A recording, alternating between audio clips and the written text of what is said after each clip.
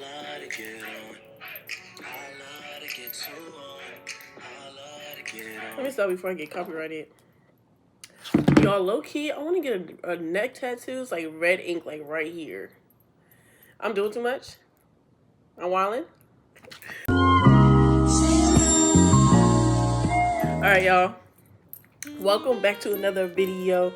Today we're going to be doing a list of things that I wish I knew before I did my first vendor shop. So as y'all know, my last video was about me setting up for my vendor shop. This video, I mean, it was supposed to be a vlog, but it was literally so much going on, so I couldn't even do the vlog. Like, it was literally too much going on. Like, I had little bits and snips and clips and nips.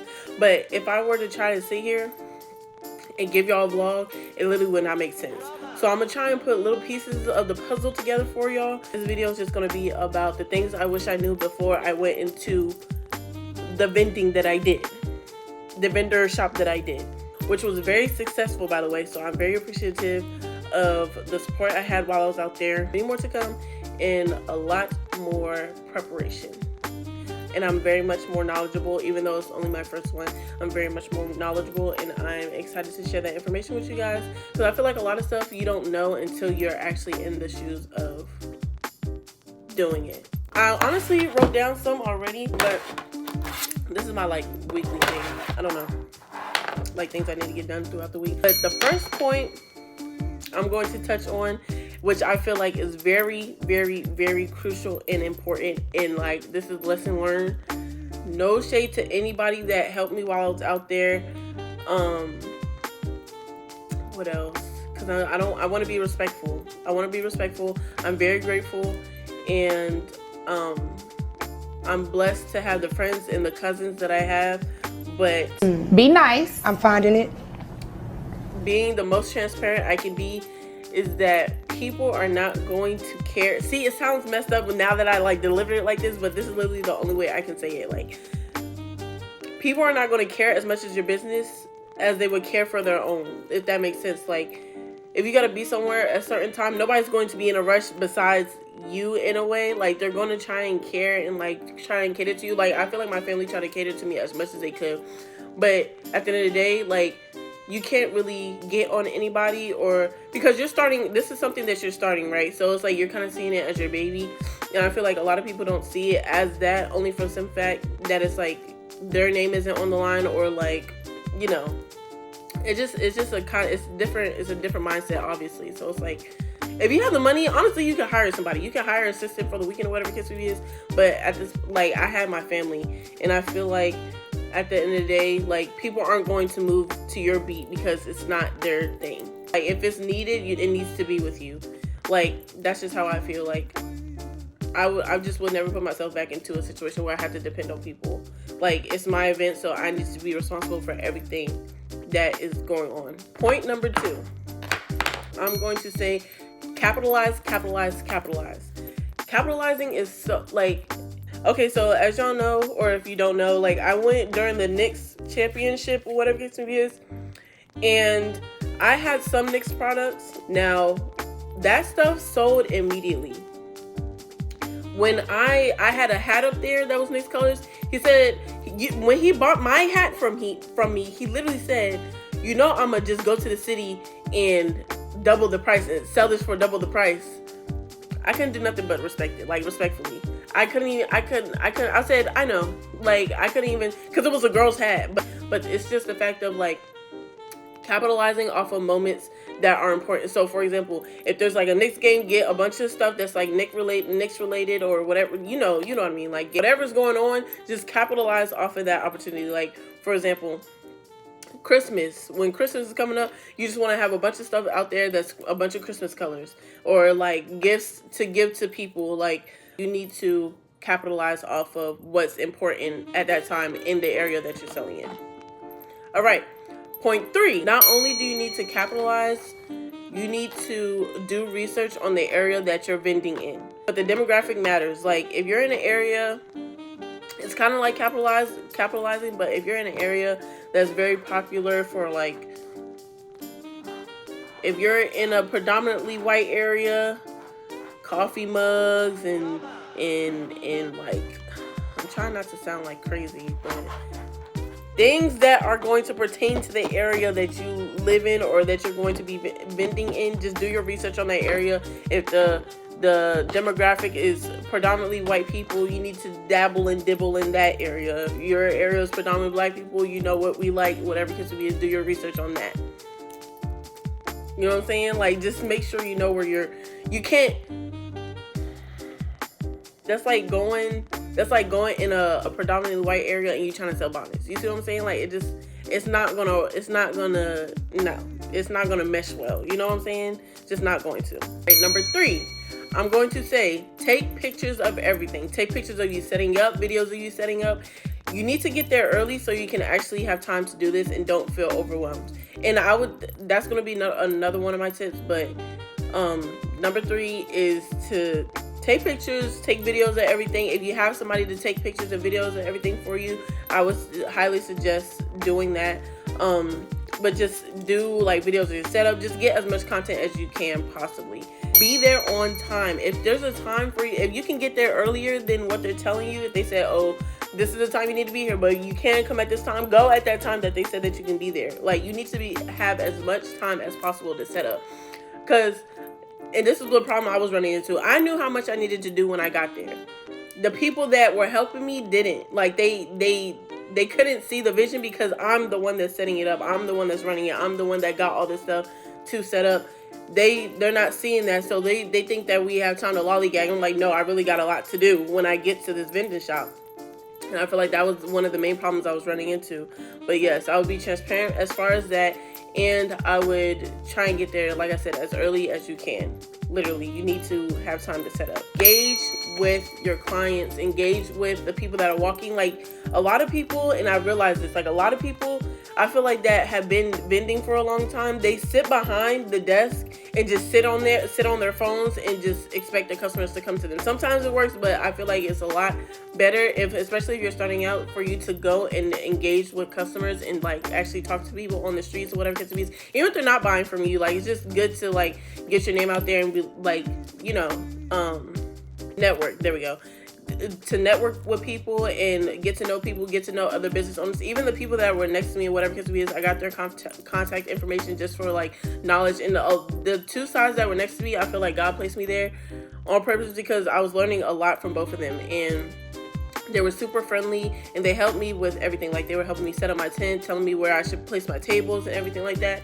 So that was very, very, very kind of them. Like, they were just teaching me like the game. Like, it's literally like, because I used to work at H&M and I feel like it was very similar as far as like placement. Like, it's very important where you place your stuff. Like, some stuff is gonna, I guess that could be another point.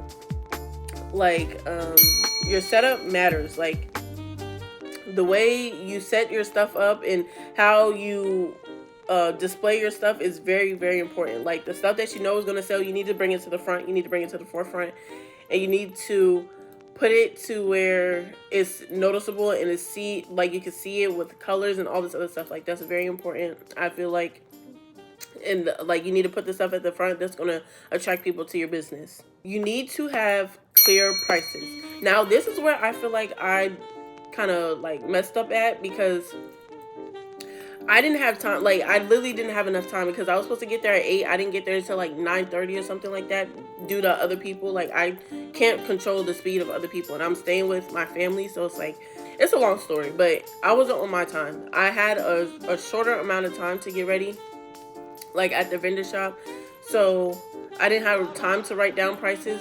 But if like you're saying prices, I noticed like when you have prices written down, it's different from when you're just throwing prices out there. Because it's like, I feel like when you're at a vending shop, people feel like you're just making up prices on the spot, which I was. No shade. I'm not even gonna lie. I was making up prices on the spot because I couldn't sit down and actually like sit and think about the prices because I had so much more stuff to do. So that was like kind of like a last resort thing. It was like, okay, like I don't really have time to be like thinking about the prices and like actually sitting down and doing the math. I just like put prices of stuff based on like how much I wanted to keep it, if that makes sense. Like, if I didn't really care about the item, I would like lowball it, and then if I wanted the item or if I was going to sell it online or whatever case be is, or my friend wanted it, whatever case be is, I would like make the price higher. I don't know if y'all, that's just how I was thinking at the time, and I had to think quick on my feet. So that was that. But if you have set prices, I feel like that's a lot more easier to manage and a lot more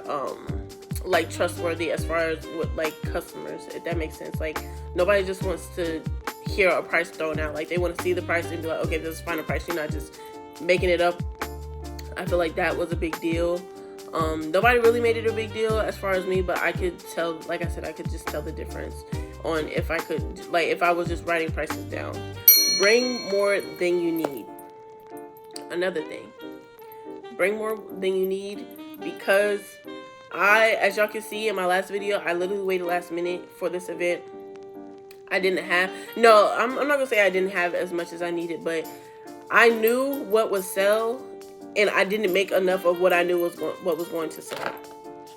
I was trying to like step out and like do a bunch of like, I was worried about like variety, if that makes sense. Like I was worried about selection more than what I knew would sell. And I understand like when I make crochet hats, like they sell more and they like go out the door faster, because when I was selling stuff on my Etsy and when I was selling stuff on my Etsy and Depop or whatever case is, it goes quicker than anything else. I think it's just because it's high in demand. Like I said, like the hats are high in demand, so people are going to buy it quicker. It's going to go quicker, and I just feel like I didn't have enough of what I was trying to sell.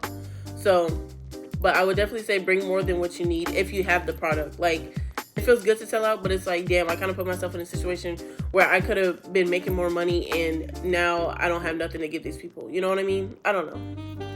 That's just how I see it, because I know a lot of people were coming to my thing looking for hats, and I didn't have any hats. I didn't have no more hats left, by the grace of God. But it was like, dang, like I knew I needed more hats, and I didn't make more hats just because I was focused on other projects or whatever it is. And that just happened to be a really big seller, because it's what the people want, basically. Now, this is the last point I'm going to hit on, and that is to basically have unique products at your vending shop. I feel like a lot of people try to go to vending shops and just try to resell stuff, and I'm not even gonna lie, I like low-key fell into that box because, like I said before, I was underprepared. So half of my things were like crochet items, and then the other half was like stuff I was basically trying to resell, because I at some point I wanted to have a business online. That's still the goal, but I want it to be my items instead of somebody else's items. I was gonna start selling like reselling items to make the money for my clothing brand. But long story short, I brought those clothes. I never started the one online, so I bought those clothes to the vendor shop in New York just to fill out the space that I didn't have because I didn't make enough crochet items. And basically, long story short, all the stuff that I had to resell.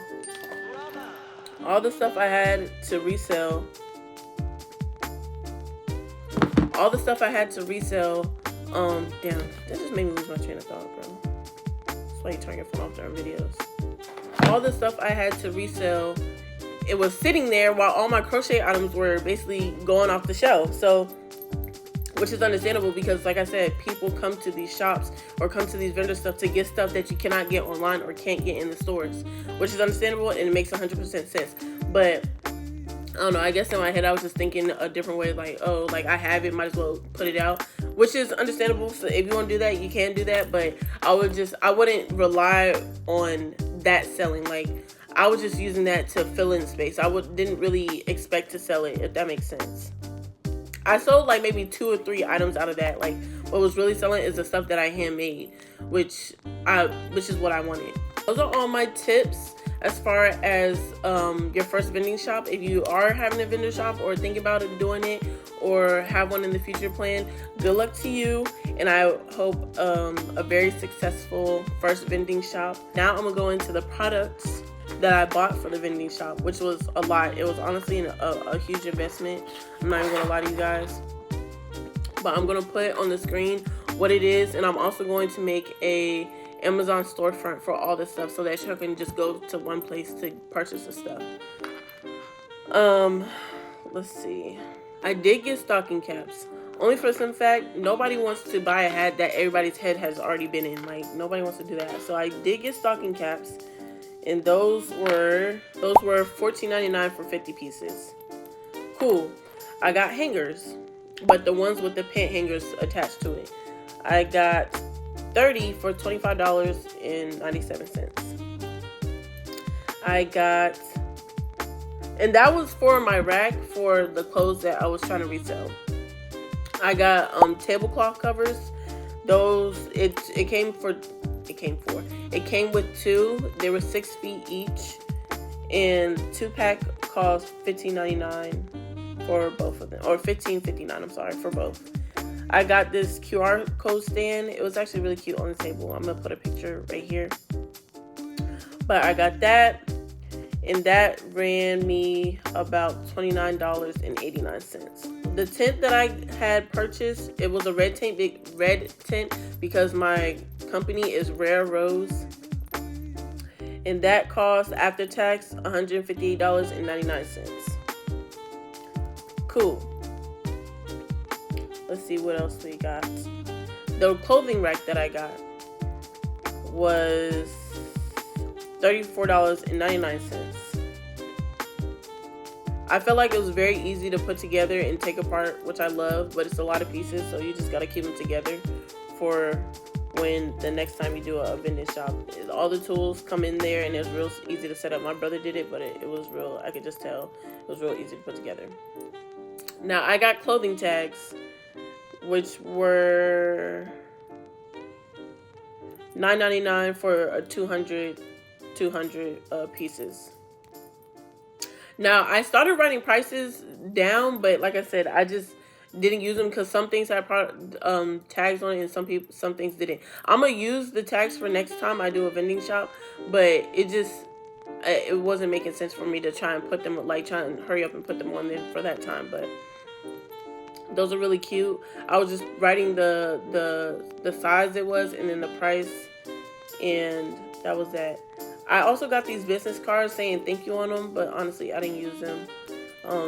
My mind was everywhere. I didn't have time to even think about that. I got a square reader. Very convenient. It was $39.99. Very, very, very convenient. Thank you. That's for, like, obviously if somebody wants to tap or pay with card and you just don't want to take cash. I got bags. 90-pack. Small, medium, and large. And they were $25.99 before tax. Alright. And then we got I got bracelet, kind of like bracelet holders. I don't really know what it's called, but it's going to be on the screen. And those cost $7.41. For 200 pieces. I didn't use them because my scrunchies are too big. They didn't fit in them. So I just let them rock, you know. I just laid them out on the table. It was actually pretty cute. Like I said, all this is going to be in my Amazon storefront. We then got a personalized rubber hand stamp, which was the thing I was stamping the bags with. It came out so cute. It was my favorite thing of what I had. I think it's because it was customized. I'm going to show you guys on the screen. I believe that was it, but if I have anything else, I'll just put it in my Amazon storefront. Yes, as you can see, it's a very big investment. I don't know if, like, depending on what you sell or whatever it is, you might not have to put that much into it. I'm excited to do more. As far as these vendor shops, I just came up with an idea, I'm not gonna lie. That's why I'm, like, all over the place. But yes, we're gonna be a very successful business. We're just starting out as a vending shop, but I do want to branch out and, like I said, make my own clothes and sell my own clothes as far as, like, my designs. I just need the money and the knowledge to do so. So this is going to be a very fun journey for me, and I'm excited to take you guys on it. Honestly, I know my content is kind of all over the place, but, like, I feel like this year is just about me finding what's good for me. I know y'all come here for the clothing hauls. As I can see where the views come in at. Like, I know what to do to get the views, but it's like, I can't just sit here and make clothing hauls all day. I wish I could. I wish I had the money or the sponsorships to do it, but damn, we gotta start somewhere, gang. So that being said, like, comment, and subscribe, and I'll see you guys next video. Thank you for tuning in. Like, comment, and subscribe as always. Smooches.